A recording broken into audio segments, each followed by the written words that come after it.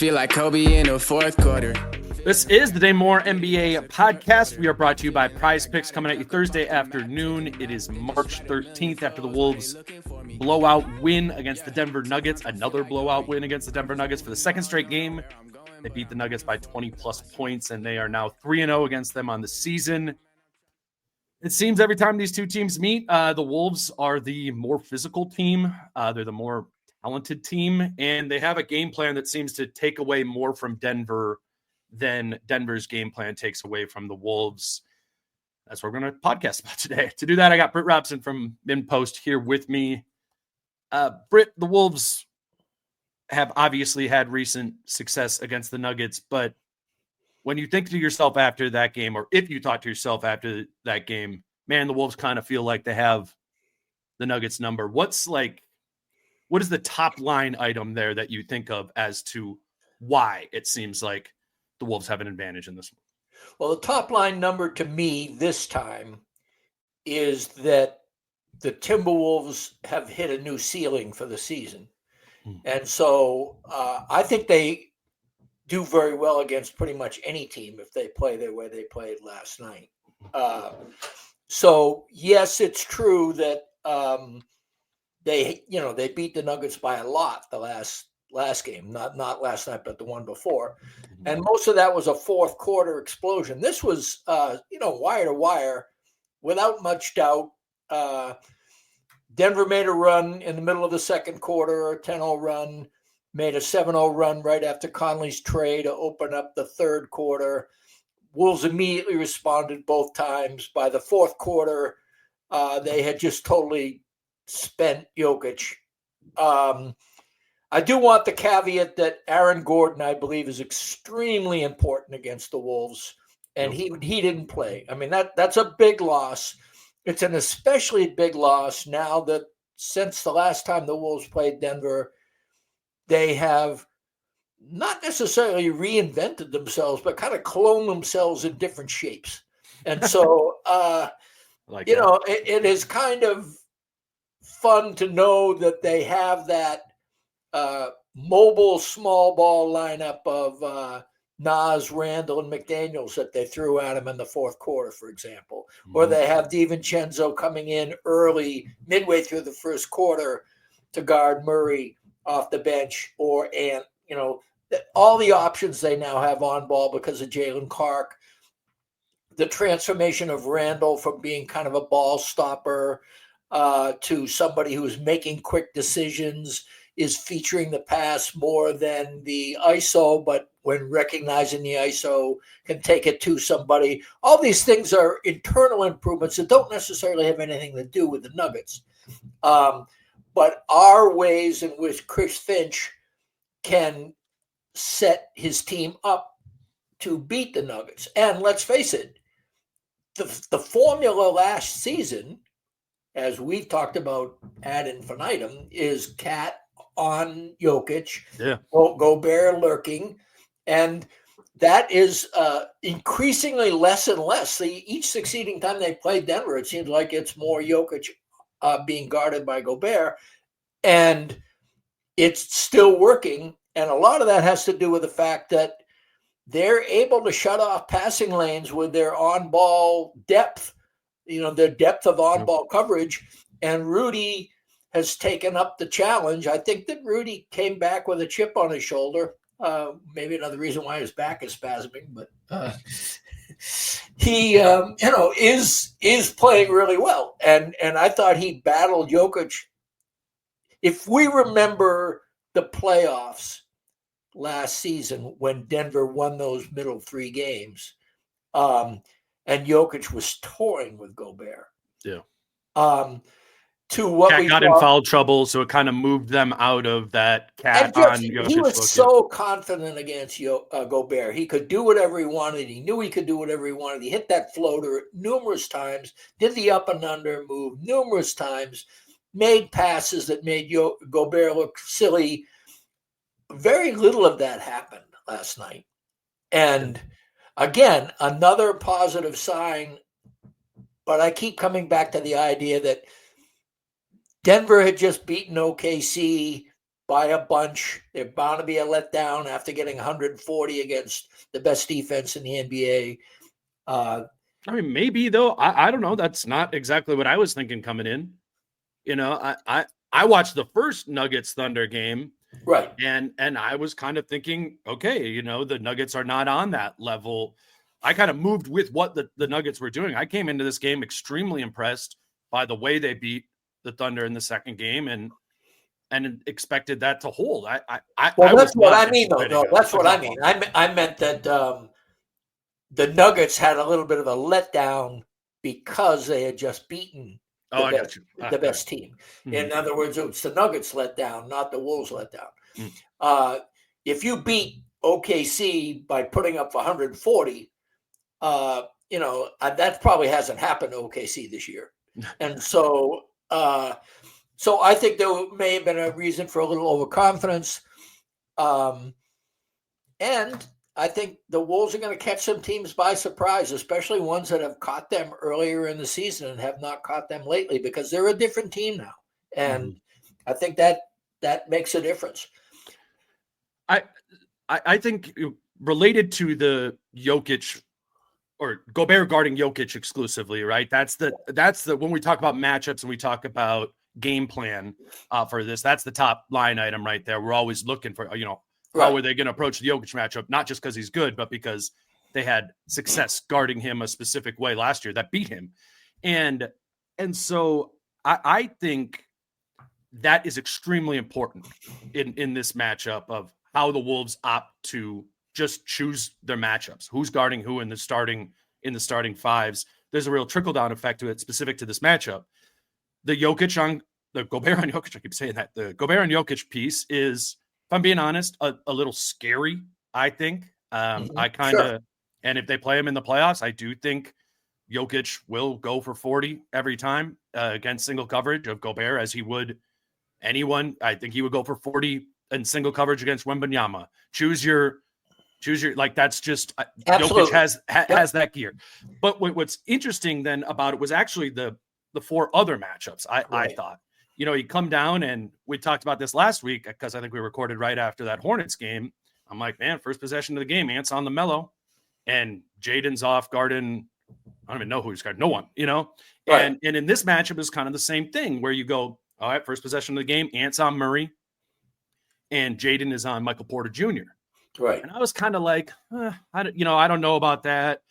And it seemed like, to me at the time, this is obviously wrong, but this is just my thought process. Is like, is that the best way to approach this? I loved what I've seen from, Jaden on Murray right there. That seems like the spot to start.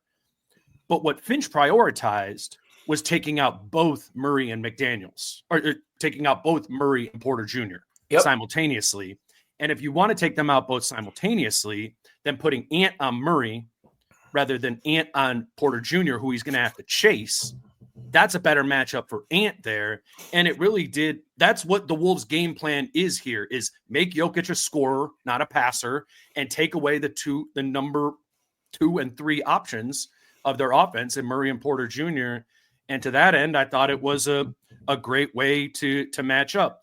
And Murray is a higher profile guy than Michael Porter Jr. Yeah, you always like that one. And you're right. Well, high profile, Ant's assignments, higher the profile, the better he plays.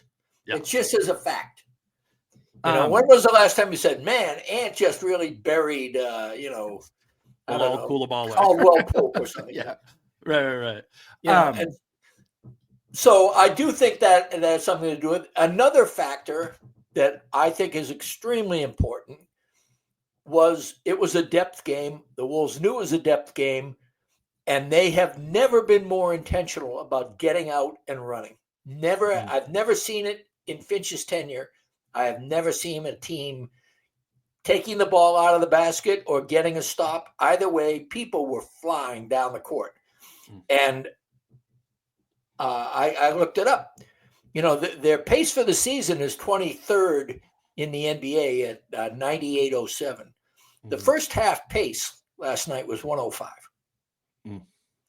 Yeah, I mean, they're 29th in transition opportunities this season, which is and they had 9 first quarter fast break points.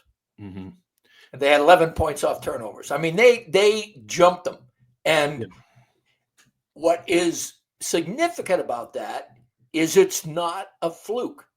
This team now has legitimate depth. If you can bring Dante DiVincenzo and Nickeil Alexander-Walker off your bench, you have two perimeter stoppers, two guys who in very, very different ways are 85th percentile perimeter stoppers off your bench. Yeah, right. And Jaden, who's over 85th percentile, and Ant in the right matchup is 85th percentile. And they're in the starting lineup. It is, it allows, that's my point here, is like the game plan was make Jokic a scorer rather than a passer, shutting down those other options that, can go off for them. And they do that consistently, specifically against Jamal Murray. And I'm stealing this stat from Adam Mares, but Jamal Murray has been held without a bucket in 5 halves of games since the beginning of last season. 4 of those 5 halves are against the Timberwolves. Yeah. And they have his number. Yes. And a lot of it has to do with the fact that they have multiple guys. I mean, Jalen Clark, I didn't even mention him. The guy is another guy that's in there. But another thing that is exciting about this team is they now have an offensive component to take advantage of their defensive opportunism. Yep. They've got 4 skilled bigs on their roster right now. Yeah. They've got Jaden McDaniels, Naz Reid, Julius Randle, and who's the other one? There's another skilled big I'm not thinking of. Anyway. Well, it's not Rudy. No, you mean Rudy? They have 4 bigs, Rudy? I mean, it's not Rudy. Oh, maybe whoever. Maybe there's only 3 skilled bigs. That's still a lot. That's still right, a lot. right. Go ahead.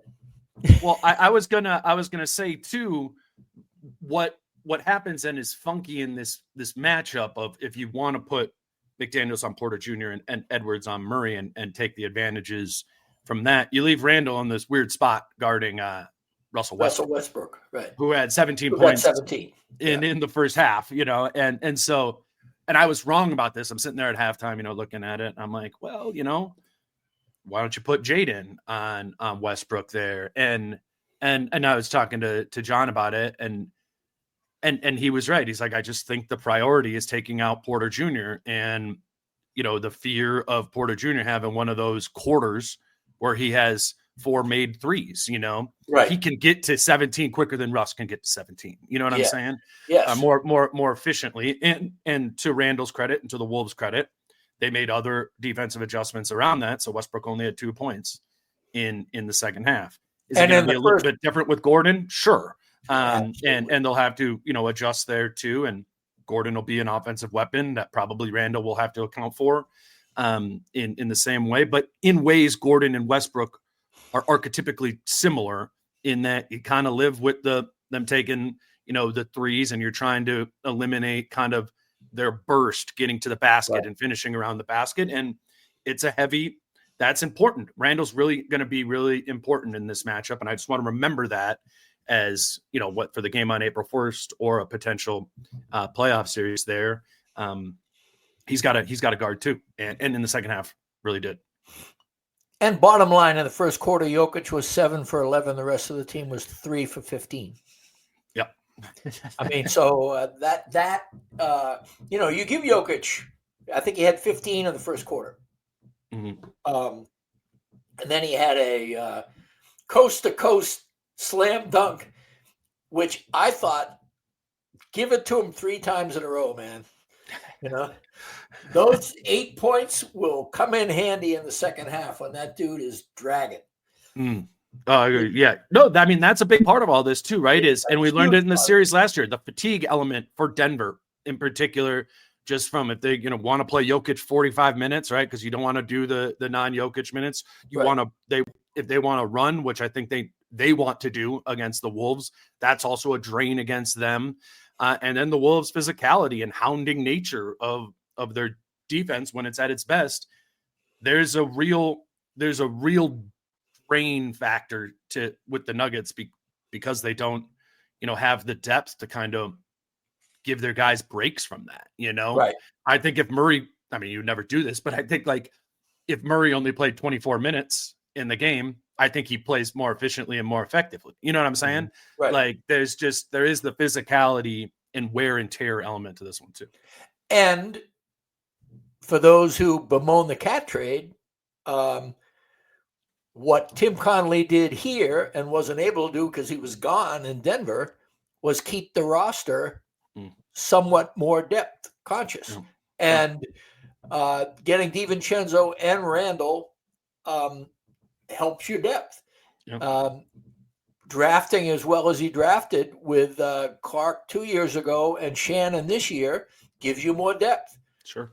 I thought Gobert's comment in the locker room last night, which I either cribbed from you or somebody else on Twitter, was we have more guys now, and there's no reason why we can't be intense all the time because we'll have less minutes, essentially, is what he said. Which I got that. Let me play that one. I mean, we're hungry, and now that we got everybody back, it's an opportunity for us to play at an even higher intensity level. We got the guys that can come in and come out, and our team should be able to play at a high level for 48 minutes.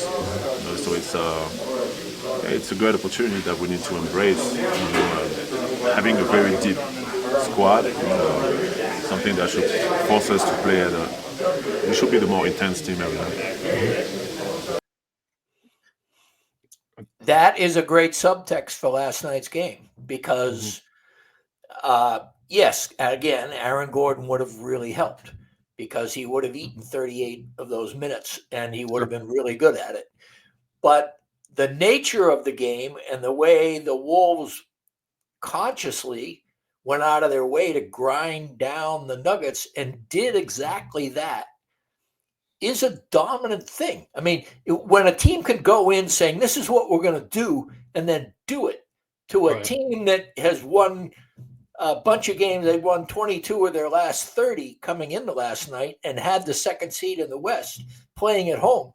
To have any game plan that works against the best player in the world is extremely impressive. Wolves, whoever, if you have that against Jokic and the Nuggets, or if you have that something against, Shea and the Thunder or Giannis and the Bucks, that is an effective game plan against one of the best players in the world. That's an extremely impressive defensive accomplishment. And the Wolves over the last couple seasons have shown multiple ways to be able to do that at Jokic, who is a player I have immense respect for. And he did get 34 and he's doing his thing, but it's overall a game plan that I think pretty clearly lowers the potency of Nikola Jokic. And what an impressive thing that is. If you go back and look at the fourth quarter, and Finch said after the game, I put in Randle because I assumed Jokic was going to be sitting. Yeah, right. And as it turned out, the three skilled bigs, the front court, made Jokic. I mean, Randle made a pass to McDaniels. Jokic had to scramble over and deter a shot. Expended a lot of energy on that play. The play right after that, Randle did that little Steve Nash thing in reverse and went like the other way in the paint all of a sudden.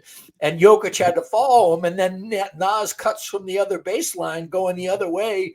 Randle flips it to him, and Jokic is on roller skates. This is like the fourth quarter. These guys are touring with him. And ball movement. It is ball movement and smart. I mean, on Twitter the other night, I compared Randle to like a running back who gets you 3 or 4 yards in the fourth quarter and grinds down the clock and dispirits the offense. Montgomery. Yeah, everybody has a thing. I got a lot of Leroy Hordes in the reply. But in the column, when I used that comment, I said, but also the way he's able to give it to people, he can morph into an option quarterback, right away. So you have this situation where this guy he's not just a spinning dervish getting double teams in the paint. He has begun to enjoy and flex his game doing little shovel passes and doing skip passes and coming down. And I mean, I think Julius Randle's having fun right now. And I think that he's grateful that even though his future with the Wolves remains checkered, that he is prioritized. Yeah. And I think he is repaying that faith with, the best play of the season. And he is figured out a way to be impactful. And again, another part of the column I wrote that'll be out tomorrow is you got to give it up to Chris Finch, man. Yeah. The guy, every single guy that has come back from injury is value added. Right. They have not been shunted. They have been incorporated, and it is a seamless fit. And Chris Finch figures it out. The two best winning percentage months of Chris Finch's tenure with the Wolves have been March and April. 64% of the games he's won in March and 64.7% of the games he's won in April. Let me grab a break. I want to talk a little bit more about Randle. Today's show is brought to you by Falling Knife Brewing Company, and vibes are back. It's time to get back out of the dark basement and watching the TV with just Jim, Pete, and Grady. Go out and hang out with some people.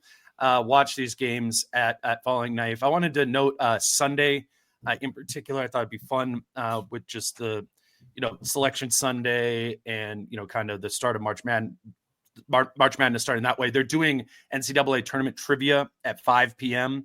At Falling Knife on Sunday, and then the Wolves play at 6 p.m. So it's kind of a way to make an evening out of it. Go, start working on your bracket, do the NCAA tournament trivia, and then Wolves Jazz is 6 p.m. on Sunday night. Obviously, Falling Knife always an option for every Wolves game. They have the games on their projection screens and the sound on. That's Falling Knife Brewing Company in Northeast Minneapolis. Today's show is also brought to you by Prize Picks. Again, with March Madness coming, it's a fun way to have something going on a specific game, putting together a lineup maybe for that first Thursday or a couple of different lineups. So when you're not exclusively watching for your bracket, or maybe once your bracket busts, you have a way of having something else to be able to look at there too. I was just looking at for tonight. I think the game I'm going to watch is Kings Warriors, and get a look at the Warriors, who the Wolves are still chasing in the standings, because while they're getting closer to the 2 seed, they're still kind of right there behind the Warriors, who are doing a lot of winning too. So, there's a whole spread here of, DeRozan 22.5 points, Sabonis 15.5 points, Jimmy Butler 19.5 points. Just go in there, look for more or less thans, points, rebounds, assists, all the different things. 3-pointers made is always kind of fun to do for one that you're just tracking over the course of the game. But that's prizepicks.com or the Prize Picks app. Going to be a bunch of promotions as the NCAA tournament comes up. So always look at that promotions tab, get a free lineup or one that can have your money reimbursed. They have a lot of those promotions. Prizepicks.com, Prize Picks app. Use the promo code Dane. You'll get $50 on your account when you make your first $5 lineup.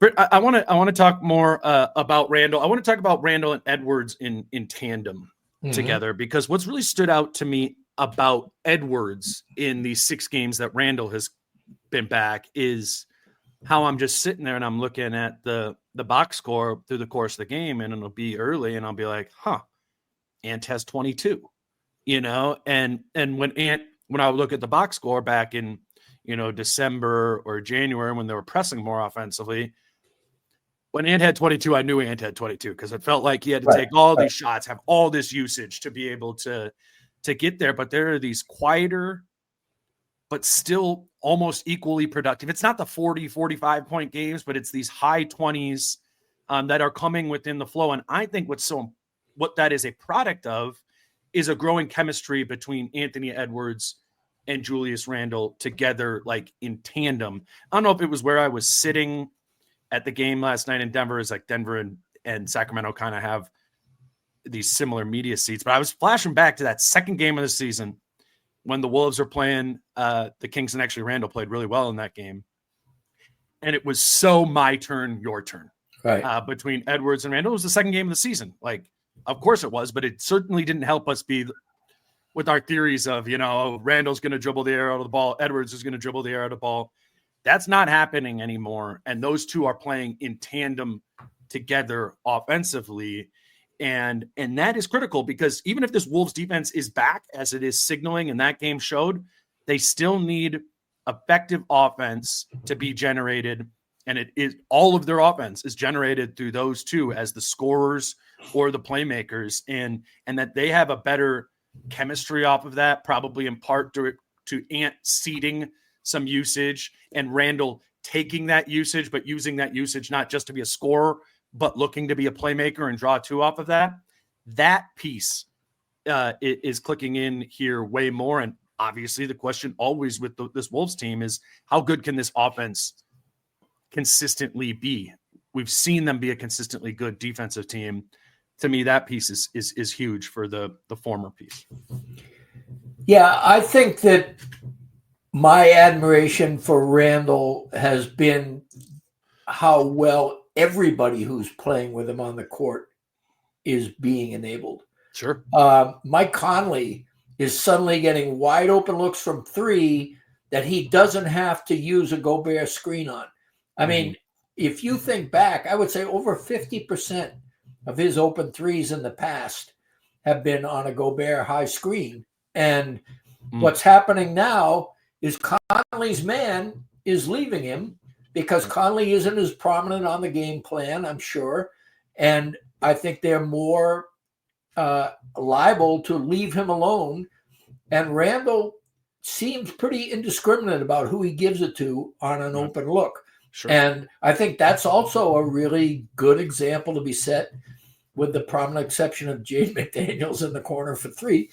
I mean, it's my own little thing. I know he hit back-to-back ones the other night off Ant feeds, and it came at an important time, but that's still, I don't want 30% three-point shooters to jack them up. I think those are wasted possessions. Given how well this team is moving the ball right now, there are better options if you keep the ball moving.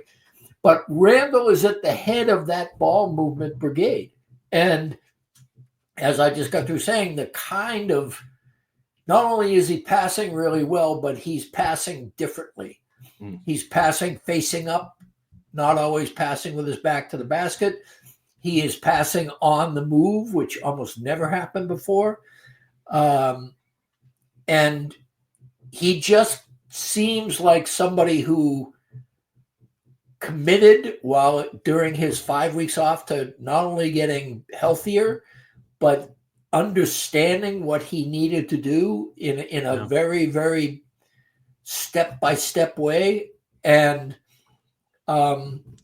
it's just the way that both DiVincenzo and Randle have been able to not only hit the ground running, but hit the ground running so fast that their headwind takes two. It's like running down a hill and your legs are just like kind of flying everywhere, but you're going and fast. Also it's like a draft from a truck on the highway with his teammates. I mean, everybody's going along with this, and so it's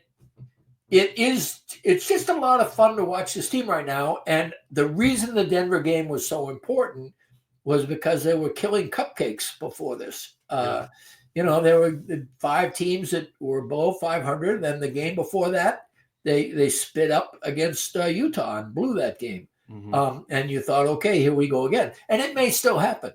But you were a lot more optimistic about the future of this team at Fall Ignite when we were there in person just before the break ended than I was. I said, I need to see it to believe it because they've been inconsistent all season. I'm very close to believing after this Denver game because there is depth. Again, I mean, let's say Rudy. It's because of Julius. That's the number one thing. That's why your thing that's bigger than the depth. That is what the shift has been. Is Randle. I agree, but I would also not count out DiVincenzo. Yeah. Oh, no, for sure. I'm not. Yeah. No, but I mean, DiVincenzo's contributions on defense have been phenomenal. all the little things and some of the huge things. I mean, he blocked a shot in the paint straight up against Peyton Watson. I think it was 6'8", you know. Yeah, and Josh Hart with the J, man. Like, and that volleyball rebound where he basically weak side couldn't get the ball, so he tapped it to Conley like almost like a kill shot in volleyball. I mean, he's a unique dude. I mean, that time where like he tipped the ball twice in contention for a rebound and tipped it toward the basket. It was a defensive rebound. So he caught the ball in stride and then had to lay it up against a really big defender who had gotten back and laid it up high off the glass and still put it in. I mean, that uniqueness of all those things, to be able to, first of all, have the gumption and the hops to contest that rebound, the finesse to both tip it to yourself, the guts to go against the big, and then to lay it in off the high glass. I mean, the guy's got stones for days. He basically just 30 feet, if it's open and he feels it, you know. But I mean, how many players in the league ever are, 10 threes a game guys that also give you that much activity elsewhere? And I mean, we would need to be looking at the more recent 5 or 10 years when 3-point volume has really gone up to go from it. But there's a lot of incredible shooters in the league who can be 40% shooters on high volume. But you're often sacrificing literally all of those other things, right? Yeah. The traditional shooter is not going to be the proactive defender, is not going to be athletic in the ways that exactly. Chris Middleton in his prime, maybe. But I mean, I mean, there aren't that many. And Chris Middleton wasn't getting $12 million a year for the next 3 years. That's true. I do want to go back to Randle, just because his game was different than in this one than it had been against the Cupcakes, as you put it recently. The 3 previous games, Randle's stat line was 25, 10, and 9, 13, 10, and 9, 14, 7, and 10. Clearly being more playmaker than scorer. That was the goal there. Last night, it was only 3 assists. It was 25, 4, and 3. And he explained after the game why this one was asked him to do something different. Tonight did you feel just like it was a little bit more of a scoring night for you that you had to do in the fourth quarter, especially there? Yeah, I mean, it's really just about reading the game. And for me, like I think we talked about it last game, I mean, they're going to double team me, cool. I make the right play. They're going to play me straight up one-on-one. I'll take advantage of that. I think, like, for my first post-up I saw, I got to the middle of the paint, and, usually when I rise and I kick out, they all collapse. But they were all going back, to the shooters going back home, so I knew, from there, I had to make them pay. And, they just kind of played me single coverage all night, and I had to take advantage of that. It's interesting. Denver guarded Randle like the Wolves guarded Jokic, and prioritized taking away the playmaking element, which I think is the right move for both of those teams. That was the right strategy, given what Randle's been recently, I think. And he got kind of a canned question, I remember, because he said, as I said the last game, I remember being in the locker room and somebody asking him, hey, you enjoying being like a big playmaker now and everything? And he said, I'm just taking what the game gives me, and if basically he said, if they don't play me that way, then I won't be that guy. I'll be that different guy. Right. He's reading the team the way he's reading the opponent the way he's reading his teammates. Whatever works is what I'm going to do. Mm-hmm. Related to Randle and back to the kind of Edwards and Randle chemistry point of that, for there to be a chemistry between Edwards and Randle as a two-headed offensive monster, Ant needs to be on point on his reading of the game. And it's really been a growth from Ant, even from, I was looking back to his comments after that Boston game on January 2nd, where he's all frustrated about needing to be a passer and not a scorer. And the degree to which he's embraced needing to be a passer against certain coverages or a playmaker against those certain coverages, and his understanding of that has really, really grown. And I think the Ant playing that way enables Julius to be able to do what he's been doing offensively. And I think that is having an exponential positive impact on the Wolves offense. I want to get your thoughts on that, but I asked Ant about reading doubles after the game. Just want to play that clip.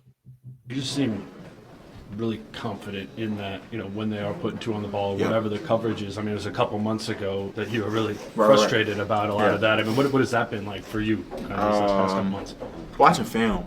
I think me and C. Hines just watch film on it all the time. See the open read. Like, now I know the low man going to be there, the corner going to be open every time. Then they're going to start pre-rotating to the corner, and the wing going to be open. Just little reads, man, and then watching how other players that get doubled, watch how they attack it and watch how they try to manipulate it. So, especially Luka. I watch a lot of Luka, seeing how he attacked the double team, even though we play at different paces. But just seeing his strategy to beat the double team, I think that helps me a lot. Where have you seen growth there, Britt? Well, there's definitely been growth. One of the things that I think is funny, and I guess before I talk about seeing growth, is Luka's like Ant, feels free to ignore the game plan or the right play when he feels like it. Right. I can think of many times where Luka shot below 40% simply because he's chosen to shoot instead of get off it. And I think Ant always reserves the right to do that. And when he does do that, it's pretty obvious. And he did it in the third quarter last night, where suddenly, instead of all that rapid ball movement we were seeing in the first half, we were beginning to see a little bit of Ant, being somebody who wants to keep the ball all the time. And then they went on that 7-0 run, and the next thing you know, he hits McDaniels in the corner twice and gets back to it. And that's what he's talking about, is the low man rotating over and exactly the wing dropping down to the corner. Right. There. I mean, it is not hyperbolic at all to say that he didn't understand any of that like 2 years ago. If you're talking 2 years ago, I would agree with that. But also I would say that if Ant feels like he needs to assert himself into the game via scoring, that will go out the window for a while. I mean, he always reserves the right to do whatever he pleases. And I think one of the things that is stark in contrast to that is how much Randle has stuck to the game plan, stuck to the blueprint of move the ball. And granted, I mean, your original question, I perverted your original question. You asked me if Ant is a more willing sharer and a more intelligent sharer of the ball. The answer to that is yes. My caveat is he could do so much more than he does now. And my caveat to that caveat is Ant is so talented that even when he decides to do what he wants to do, he can make threes rain. He can get through three guys with two guys on the perimeter and still score. I think that's the thing. If he wants to dial it up, like get downhill, get to the basket, be another guy who can get to the middle of the floor, draw 2 or 3 and kick in ways that Randle does. The only thing they need to avoid is Julius and Ant both reserving that right that they have to be scorers at the same time. You know what I'm saying? Like, you just, and if they want to compete with the likes of OKC, Boston, and Cleveland, both of those guys need to get off the ball and have this offense really hum, because I mean, that is the OKC and Cleveland, by the way, are better than the Wolves on defense right now. And so the Wolves are going to have to win games as much with their offense as with their defense if by some miraculous chance they get into the conference finals and the NBA finals. Because it is going to be up to the likes of Ant and Randle and McDaniels and Nas. And I mean, there's enough offensive firepower on this team to be a very good offense. Do the Wolves at peak performance have a chance against OKC and Cleveland and Boston? Yes. It's high praise. Yeah. Would they be favorites? No. But hey, it is really a lot more than I expected a month ago. And hats off to Finch, Randle, Ant, and on down the roster for what they've been able to do. The improvement has been enormous. The turnovers, they remain like a top 3 stingy turnover team. I mean, that's like night and day all of a sudden. And a lot of that, again, quick decisions that are smart decisions and ball movement being contagious. And most important of all, movement off the ball. Yeah. Who moves more off the ball than they used to? Nas always did it, but McDaniels certainly does. Ant has begun to move off the ball. Conley now moves off the ball because he doesn't have it most of the time. There and on down, even Rudy is moving better, I think, off the ball. And so the 3 principles of Finch's flow offense are being adhered to more than ever before. And not coincidentally, the Wolves offense has never been better. Another break here. I'll let y'all know that today's show is brought to you by Factor. And if you are looking for a way to cook less at home while also doing so, eating healthy, I really do recommend Factor. I've done it a bunch over the kind of on and off over the past 5 years when you just kind of hit that spot where you're like, all right, just want to have some more convenient things around home. Again, what's important to me is that it is not just unhealthy, quick food. I could do that in plenty other ways. With Factor, it's going to be healthy. It's dietitian approved. And there's a lot of different ways that you can kind of approach it. A couple meals a week, or really like all your dinners for the week, or their breakfast and lunch too. It is something that I personally, again, have used on and off, kind of started back in COVID when I was like, okay, I'm sick of cooking every single meal, every single day. I really do recommend it, at least as an alternative to delivery food. That's what we do. It's quicker, cheaper, and healthier than that. So eat smart with Factor. Get started at factormeals.com/factorpodcast. You can use Factor Podcast to get 50% off your first box plus free shipping. That's code Factor Podcast at factormeals.com/factorpodcast to get 50% off plus free shipping on your first box. Today's show is also brought to you by Skims. Skims men's underwear. I've been telling you all about this too. Extremely comfortable. It's funny to do an ad read about underwear, but they sent me some, and they're my like go-to for both working out. If I'm going to go on a run, it's kind of like the compression shorts I remember I would wear back in the day when I was playing basketball, but like not as tight. So they're also comfortable to just be, wearing to work, wearing at home. I have the stretch 5-inch boxer briefs. They also have a lot of different options there as well, cotton, other lengths and sizes.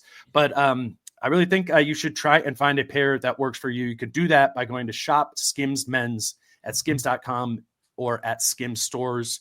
If you do it online, let them know that we sent you after you place your order. Right at the checkout at the end there, you can select podcast in the survey for where you heard about them, and you can select our show in the drop-down menu that follows. Skims is the official underwear partner of the NBA, WNBA, and USA basketball.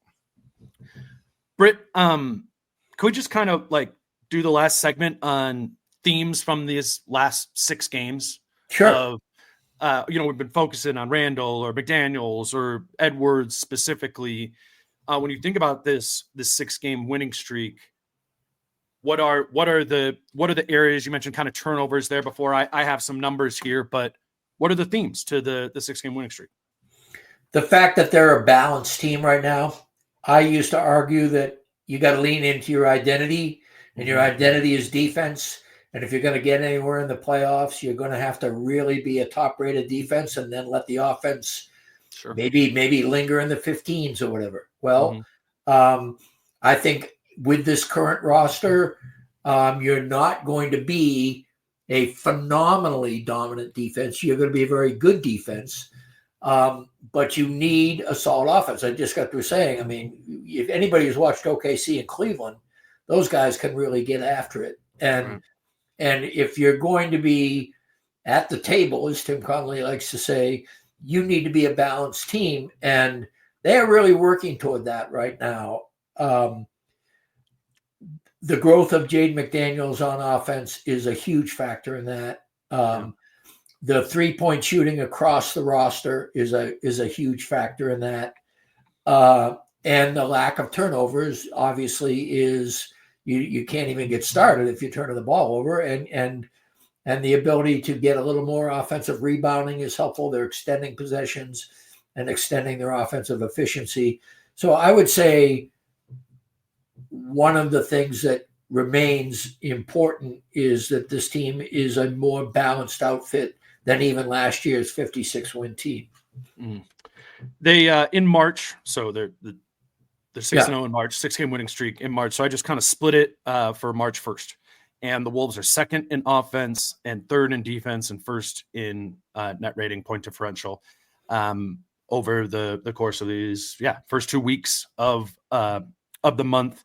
And looking into it a little bit more, you bring up the 3-point shooting. That's been the real driving factor of the offense. They're number one in 3-point percentage in the month of March, 43.5%, while only Boston is shooting threes at a higher frequency than the Wolves are in March. So you got number 2 frequency, number 1 3-point percentage in March thus far. You're like, you're going to have a really good offense. The only offense that's better than them, it's funny, it's San Antonio. I'm like, that's from the game against the Wolves where they just scored at will. Yeah, they don't play defense anymore. They're having fun. Exactly right. I do think though with the offense, there's a little bit of meat on the bone, as Finch would say. Yep. Bottom 10 in offensive rebound rate, bottom 10 in the rate at which the Wolves are getting to the free throw line. That's kind of the Ant thing I'm talking about more. Maybe even Julius too, of like being a force that gets them easy. But also you jack up that many threes. Boston doesn't get to the line either. When you're shooting that many threes, Mm-hmm. But I agree that, I remember in January, only SGA had more free throws than Ant. So it can happen. I do think that, having Randle, DiVincenzo, and Gobert, and even for a minute or two Conley out, really deprived some.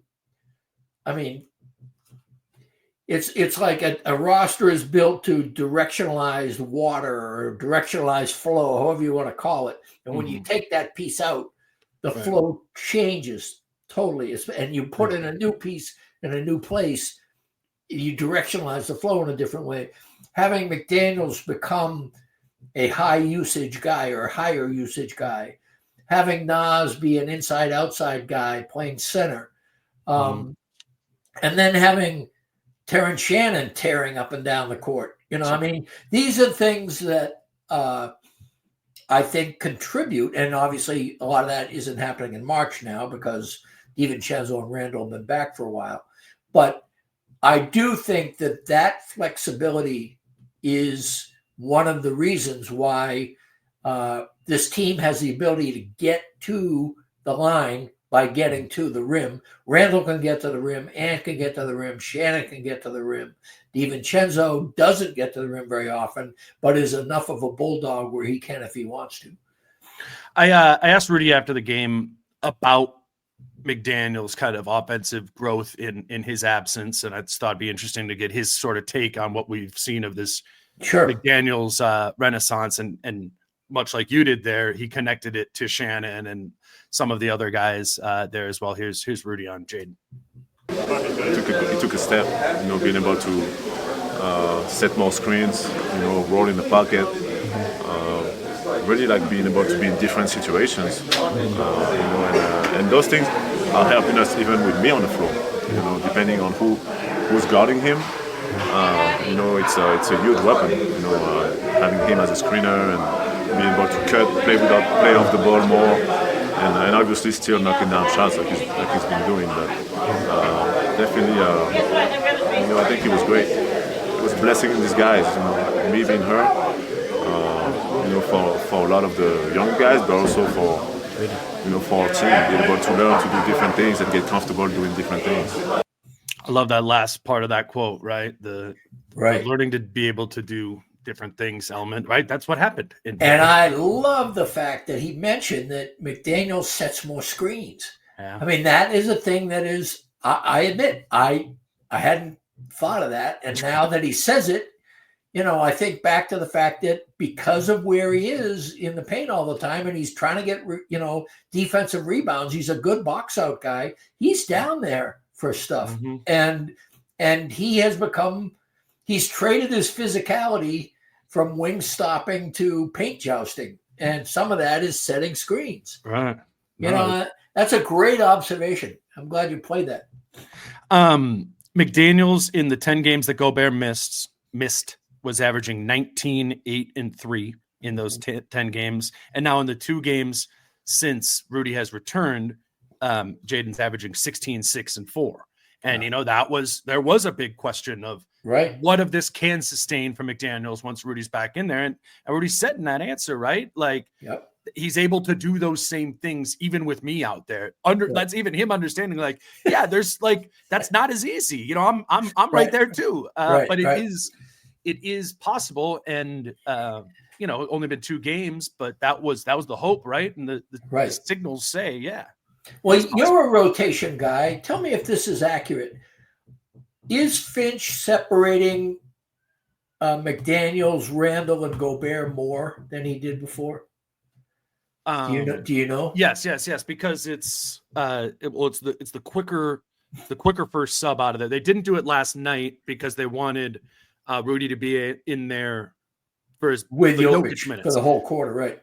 The new sub pattern has been, the first sub has been really quick, like 5 minutes in. Right. Normally the first sub was like 6. Right. I mean, getting to it really quick at the beginning of the first and the third. And what that sub is it's Reed and DiVincenzo for Conley and Gobert, and then which starts some of that separation. Right. And then it kind of like, what I like off of that is almost all their other substitutions, other than that one, the very first sub of the game, is an individual player coming in. And it's like, it creates more of the analogy I used is like, it's like shuffling the deck actually together rather than like cutting the deck numerous times. Exactly.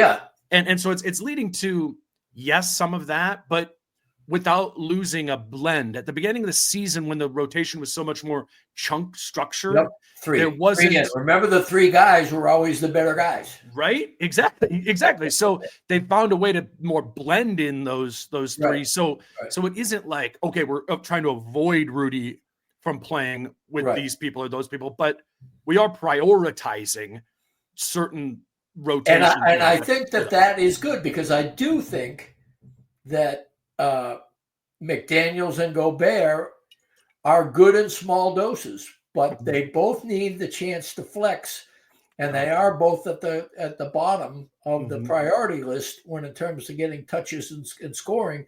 They usually have to go out of their way to grab it themselves, and they're going to get the opportunity to do that due to the rotation now multiple times throughout the game. It might not be huge chunks of time, but and I think that's a good on the players.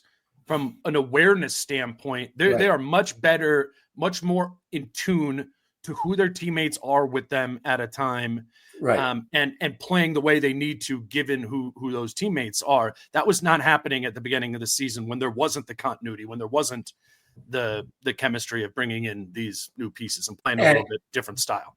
And hats off to Na, who's been the team's best, most reliable player. I mean, maybe not best, but easily the most consistent player, who's bleeding minutes right now a little bit. And I think that's because of how well DVDV is playing and getting Conley in on the floor with Gobert more often. And frankly, Jaden Clark, he wants to keep Clark's hand in so he doesn't get rusty, is less concerned with Shannon and not concerned at all with Dillingham. But I do think he wants to keep Clark in rhythm. And I think that both of those things are coming at Na's expense. And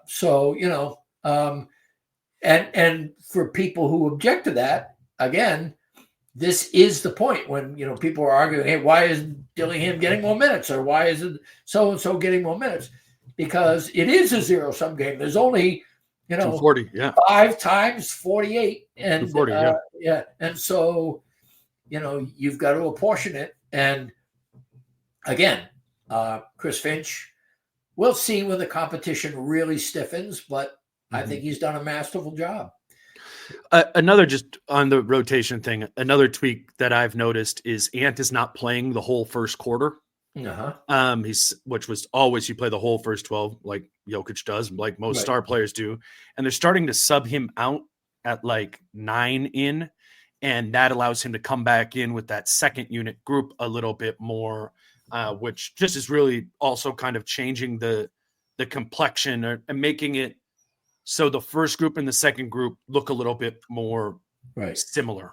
So I think that would be one area for sure where I would be like, you switch this rotation style and you risk losing some like continuity and familiarity. There's always a player coming in once every minute or two. And that's not always the best thing. Right. That for some groups, that's not how players would prefer to play.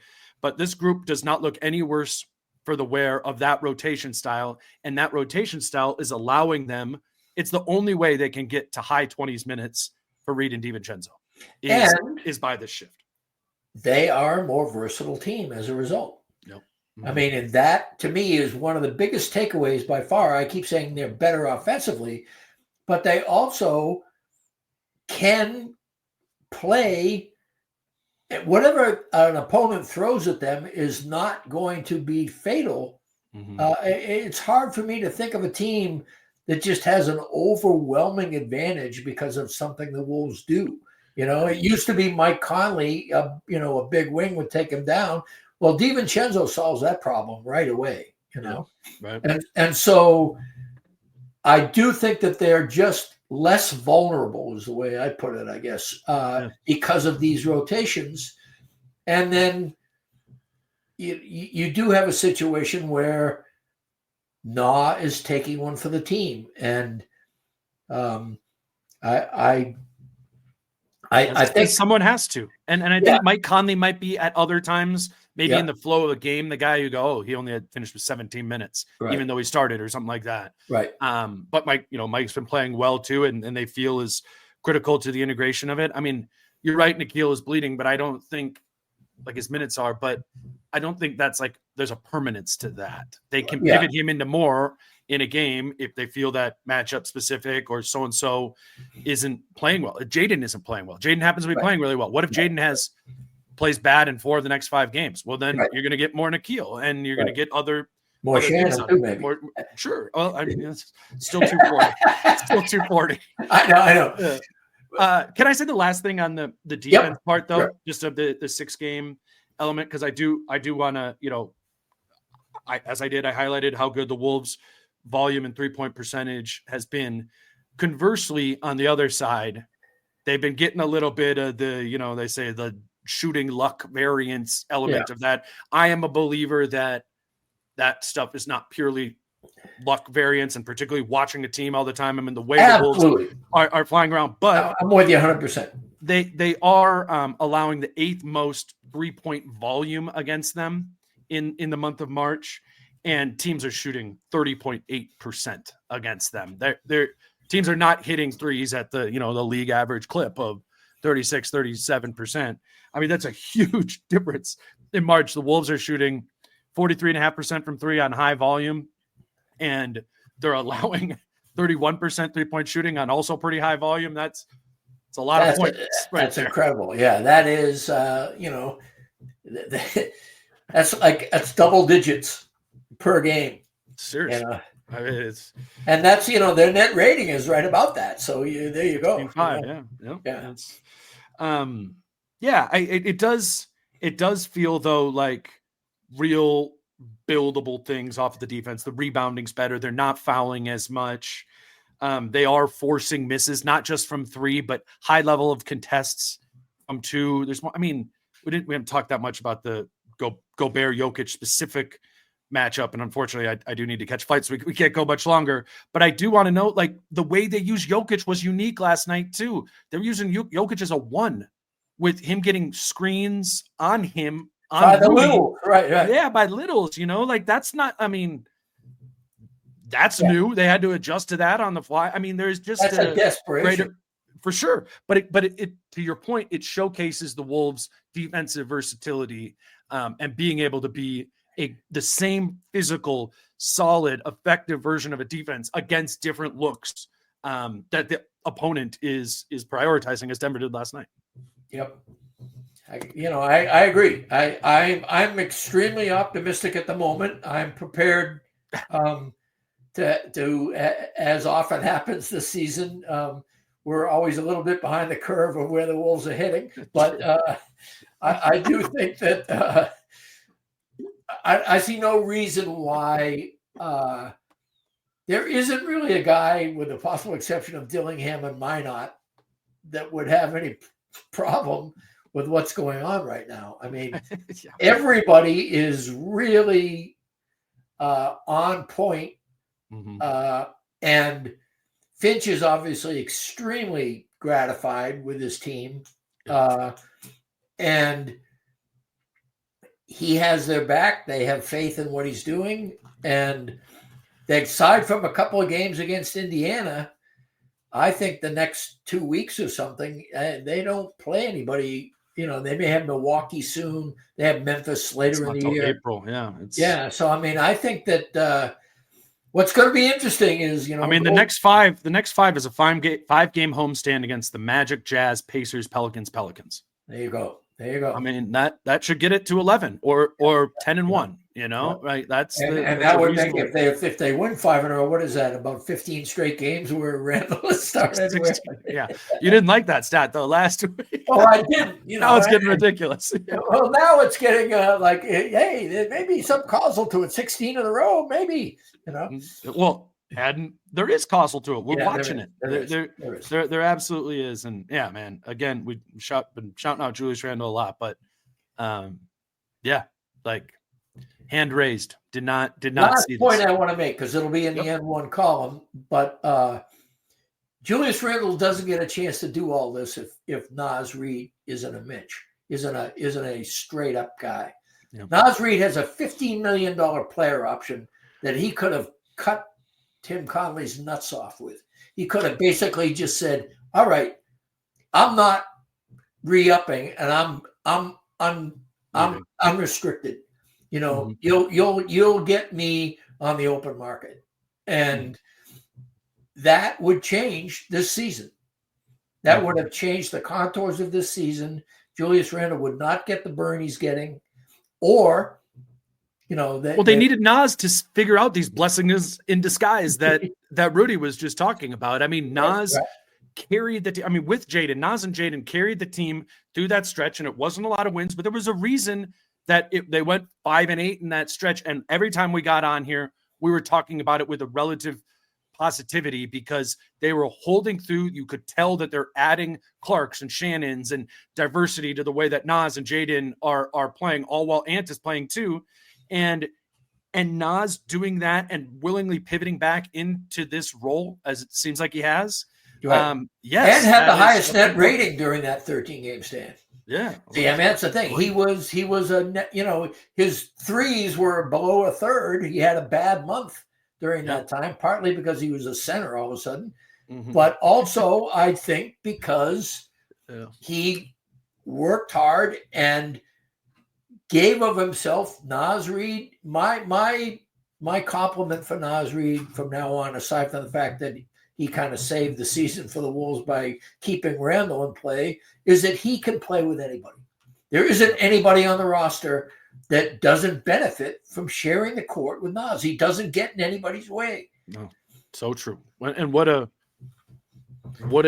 important type of piece to have on a team that has Anthony Edwards, Julius Randle, and Rudy Gobert, who inherently in their good games get in people's way. That is just a fact of stylistically how they play.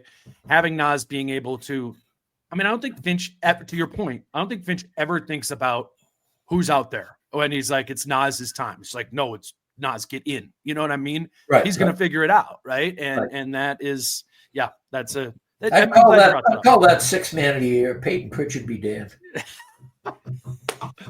All right. He's Britt Robson. You guys can read his column over at MinPost off of this game. That'll be up probably, what would that be? Later Tomorrow. this evening, Friday. will be up on Friday. Yeah, probably either later today. Who knows? Yeah. Out of my hands. Literally.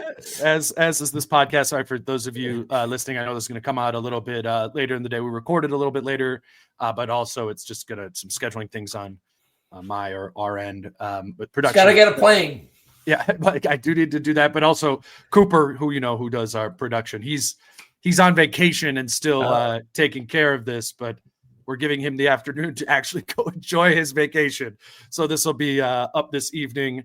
The plan after this is, while Kyle normally does Fridays, we're going to actually bump that to Saturday. So Kyle and I have another game to be able to talk about the Magic game on Friday. So that's next up. Check out Britt's column in the meantime. And again, all the writers read everybody's stories, this morning, and thought, they're doing a great job covering this team too. So, well, I know many of you spend 5 hours a week listening to this podcast, and I love you for it.